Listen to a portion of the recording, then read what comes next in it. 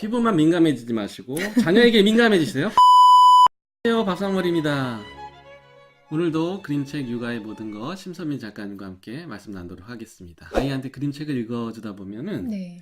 저도 몰랐던 아이의 내면을 발견하게 되는 순간들이 있거든요. 네. 당황스러운 경험이었는데요. 그 작가의 그림책을 우리 아이가 좋아해서 똑같은 작가의 그림책을 사서 읽어줬는데 네. 그림이 너무 무섭다고 막 엉엉 우는 거예요. 근데 어. 그 그림책은 전혀 뭐 그렇게 무서운 내용이 아니에요. 음. 더군다나 칼데코 나노상까지 받은 굉장히 유명한 책이고 네. 아이들도 많이 보는 책인데 네. 이건 뭐 추천도서는 아니니까 말씀드리기 그런데 굉장히 좋은 책입니다. 거미 아난씨라는 책인데요. 그림을 보자마자 막 울음을 터뜨리는데 너무 무섭다고 막 밤늦게까지 막 울더라고요. 얘가 겁이 많은 건 알았는데 요런 곤충 같은 모양 표지를 보면은 이제 거미가 이렇게 기하학적으로 그려져 있는데 네. 여기에 대한 공포가 있구나. 뭔가 트라우마가 있었나? 알게 됐어요. 그래서 오늘은 그러면 그렇게 그림책으로 몰랐던 우리 아이 마음을 좀 발견해 볼 수 있는 그 팁을 또 제가 잠깐 좀 전해드릴까 합니다. 부모님들이요, 네. 가장 많이 실수하는 게 뭔 줄 아세요? 아이를 키우면서. 부모님이 열정적으로 자녀의 어떤 교육에 관심을 가질 때 네. 좀 자기 욕심이 앞서지 않나라는 생각이 듭니다. 저만 해도 맞아요. 이제 책을 읽어줄 때 이 책에서 얻을 수 있는 교훈이나 네. 얻을 수 있는 여러 가지 유익한 것들 많이 전달해 주려고는 노력을 하는 건데 그렇죠. 조금 아이 입장에서 음. 좀 이해하는 게 필요하지 않나 생각되는데요. 네, 맞아요. 그러니까 어른들은 조금 이 책을 하나를 보면 이 책을 갖고 뭔가 교훈을 얻어야 돼. 그렇죠. 네, 이런 생각을 많이 하고 또 하나 이제 가장 많이 하는 실수 중에 하나는 뭐냐면 나는 우리 아이를 다 잘 알고 있다라고 생각하는 게 가장 큰 실수인 것 같아요.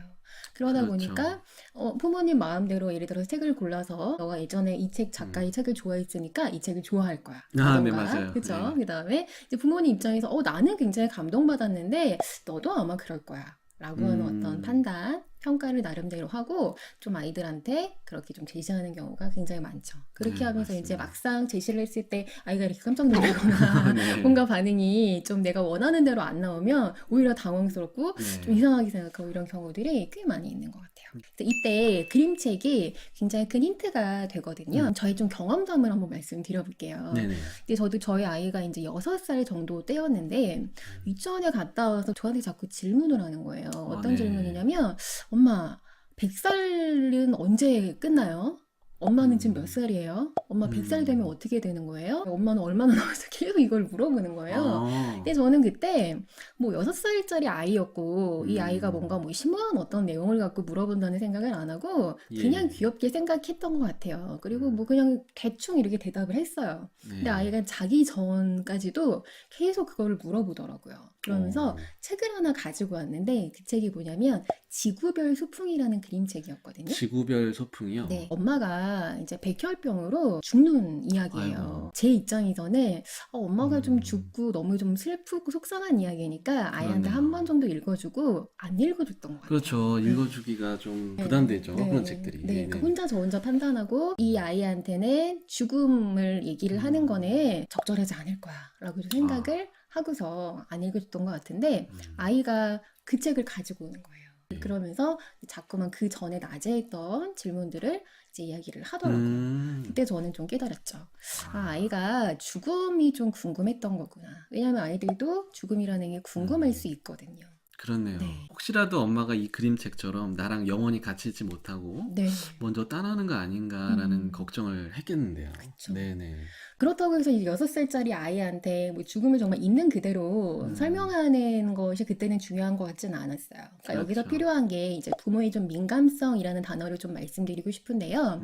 민감성이요? 네. 이 민감성이라는 단어가 좀 추상적으로 들릴 수는 있잖아요. 근데 이 민감성이라는 건 뭐냐면 결국에는 내 아이를 좀 잘 관찰하고 지금 이 아이가 불안해하는 감정, 또 걱정하고 있는 생각이 뭔지를 좀 지켜보고 그거에 맞는 해답을 이끌어가는 것이라고 좀 표현을 해보고 싶어요.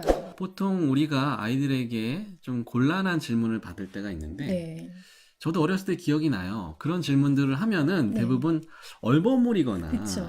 너 몰라도 왜냐면 돼. 좀 아이들이 굉장히 철학적인 질문을 하거든요. 맞아요. 아까 죽음에 대한 얘기라든지 틈만 나면 왜 그러냐고 물어보는데 이게 딱히 뭐라고 할 말이 없어요. 오히려 더 어려워요. 예. 대답하기 그러다 보니까 뭐 원래 그런 거야. 음. 휙 넘어가는데 맞아요. 이렇게 민감성이 있는 부모님 같은 경우는 아, 왜 저런 궁금증을 가졌을까? 그렇죠.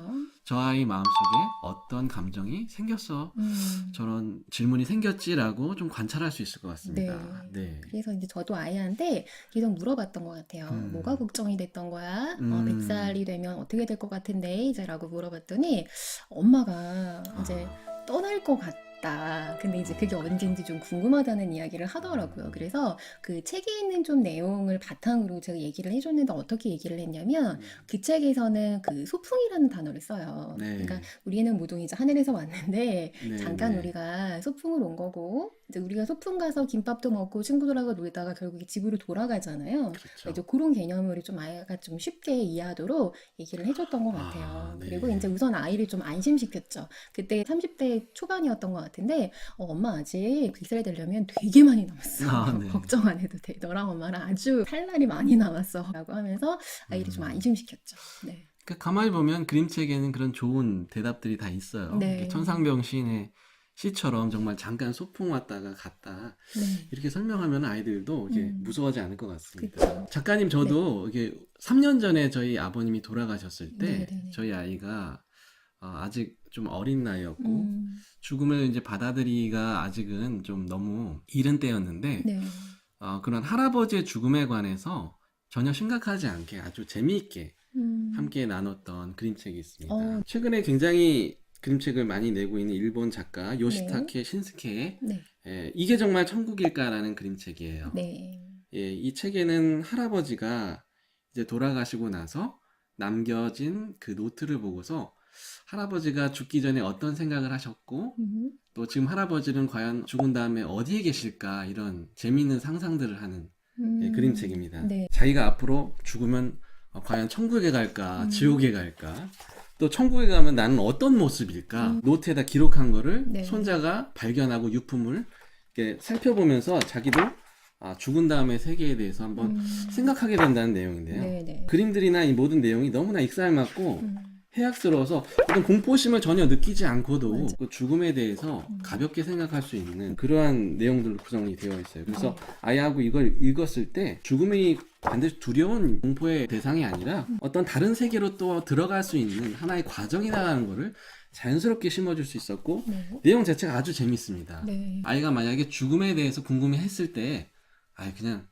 얼버무리거나 어떤 부모님은 아예 죽음에 관한 내용만 나면 TV를 아예 꺼버린다는데 맞아요.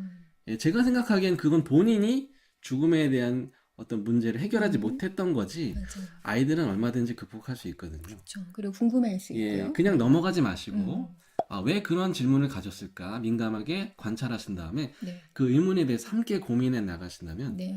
정말 함께 성장할 수 있는 좋은 기회가 될 것 같습니다. 네, 맞습니다. 네. 그러면 저도 죽음에 관한 이제 그림책을 하나 좀 소개를 해드리려고 하는데 무릎딱지라는 그림책이에요. 네. 이 그림책도 사실은 굉장히 슬픕니다. 저는 오히려 이제 제가 보면서 더 많이 울었던 것 같아요. 엄마가 여기서도 이제 돌아가세요. 저는 이제 여기서 좀 속상했던 게 뭐냐면 이 아이는 막 울거나 뭔가 그렇게 감정을 표현하는 것이 아니라 오히려 굉장히 좀 덤덤하게 엄마의 죽음을 좀 받아들이고 있다는 게 전 더 슬펐던 것 같아요. 네. 그런데 이 아이가 이제 이런 표현을 해요. 이렇게 무릎에 이제 넘어지면 딱지가 생기는데 이 딱지가 좀 언젠가 좀 안 우는 것처럼 너무 성숙하게 엄마의 죽음을 조금 해석하는 걸 보고 저는 오히려 어른으로서 참 굉장히 어른스럽구나 이 아이가 이런 생각을 했던 것 같고 아이들하고도 이 책을 보면 아이들은 이제 좀 다른 관점으로 좀 쉽게 그러니까 이렇게 넘어진 것 같은 상처 얇은 어떤 감정으로 볼 수도 있겠지만 아이들의 입장에서는 또 그렇게